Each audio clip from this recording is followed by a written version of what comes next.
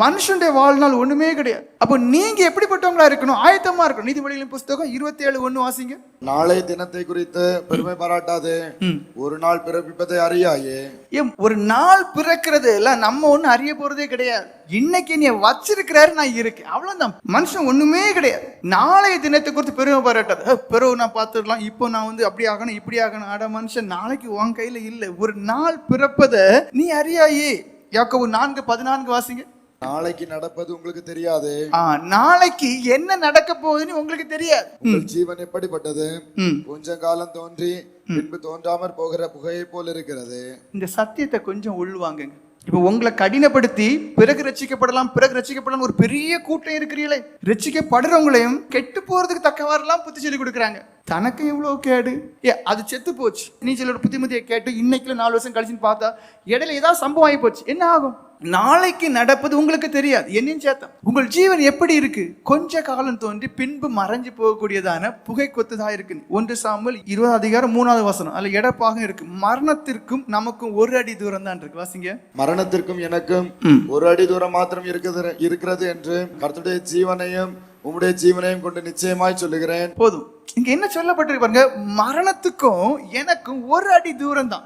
பவுல் அப்போஸ்தலர் அனுதினமும் சாகுறேன். பெரிய பெரிய சாட்சியா இருந்தவங்க எல்லாம் மரணத்தை எதிர்கொண்டுதான் அவங்க வாழ்க்கை இருந்துச்சு. எப்பவும் இறக்கலாம், எந்த சூழ்நிலையும் இறக்கலாம், யார் மூலமும் கொல்லப்படலாம். ஆனா உங்களுடைய வாழ்க்கை அப்படிதான். நீங்க யோசிச்சு பாருங்க, ஒண்ணுமே இல்லை. போகிறோம், அவர் வச்சா போய் சேர்றோம், இல்ல படுக்கிறோம், எலும்புனா உண்டு, இல்லைன்னா இல்லை.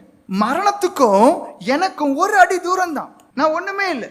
நல்ல ஒரு கம்பியெல்லாம் கட் பண்ணக்கூடிய மனுஷன் சென்ட்ரிங் வேலை பண்ணிவிடுதல், கம்பி வேலை பண்ணிட்டு இருக்கிறாரு. அந்த பிளேடு டக்குன்னு உடையுது, இங்க வெட்டுது, மனுஷன் முடிஞ்சு. நம்ம கிட்ட எவ்வளவு பெருமை இருக்கு. இந்த சரியத்தை பாருங்க, இது ஒண்ணுக்கும் உதவாது. அல்வா மாதிரி சாஃப்டா இருக்கக்கூடியது முடிஞ்சு. கீழே விழுறோம், பிறந்தலையில் அடிபடுது, முடிஞ்சு. மரணத்திற்கும் எனக்கும், அதாவது மனுஷன் சொல்லக்கூடிய எனக்கும் 1 அடி தூரம் மாத்திரம் தான் இருக்கு. அப்ப என்ன செய்யணும்? வேதம் சொல்லுது, ஆவியானவர் என்ன சொல்றாரு? பாவத்தை விடுங்கிறது. ஆவியான சொல்ற நீதிமானா மாறுன்னு சொல்ற. ஆவியான சொல்ற நியாய தீர்ப்பு உண்டு, கொஞ்சம் ஜாக்கிரதையா இருன்னு சொல்ற. 2 கொரிந்தியர் 6:2 என்ன சொல்லுது? அனுக்கிரக காலத்தில் நான் உனக்கு செவி கொடுத்து ரட்சணை நாளிலே உனக்கு உதவி செய்து சொல்லி இருக்கிறாரே. இதோ இப்பொழுது அனுக்கிரக காலம், இப்பொழுது ரட்சணை நாள். எதுக்கு இப்பொழுதே மனம் திரும்பு, இப்பொழுதே ரட்சிக்கப்படும் சொல்றாரு தெரியுமா? நாளைக்கு என்ன வச்சிருக்கணும் தெரியாது. சிலர் எப்படி தங்களை தேற்றிக்கிடுறாங்கன்னா, நான் ரட்சிக்கப்பட்டுட்டேன், நான் அபிஷேகம் பட்டுட்டேன், இது எனக்கு போதுன்னு. கிடையாது.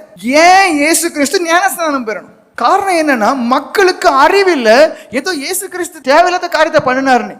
எதுக்கு பாவம் இல்லாத ஒருவர் நீதிபரர் எதுக்கு ஞானஸ்நானம் பெறணும்?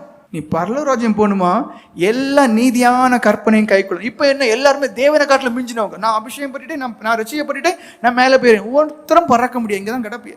ஒருத்தரும் பறந்துட மாட்டீங்க. ஏன்? அப்ப ஞானஸ்நானங்கிற ஒரு காரியத்தை நாங்க எதுக்கு பண்ணணும்? அது ஏன் சபைகளுக்கு கண்டிப்பான ஒரு காரியமா இருக்கு. ஆவியானவர் ஏன் அதை உணர்த்தி கட்டாயப்படுத்தி சாட்சிகளுக்கு சொல்லி அதை ஸ்தாபிக்கிறாரு. அப்ப நீங்க எல்லாருமே ஆண்டவரை காட்டிலும் சாட்சிகளை காட்டிலும் ஸ்தாபிக்கப்பட்டதான ஞானஸ்நானத்தை காட்டும் நீங்க பெரிய ஆட்கள். எங்க போய் முட்டுவீன்னு எனக்கு தெரியாது. தேவபயத்தோட நடங்க, தேவபயத்தோட போங்க, அது ஆசீர்வாதமா இருக்கும். ஏன்னா உங்க வாழ்க்கை நாளைக்கு எப்படி இருக்குன்னு தெரியாது, நாளை கழிச்சு எப்படி இருக்குன்னு தெரியாது, முடிவு எப்படி இருக்குன்னு தெரியாது.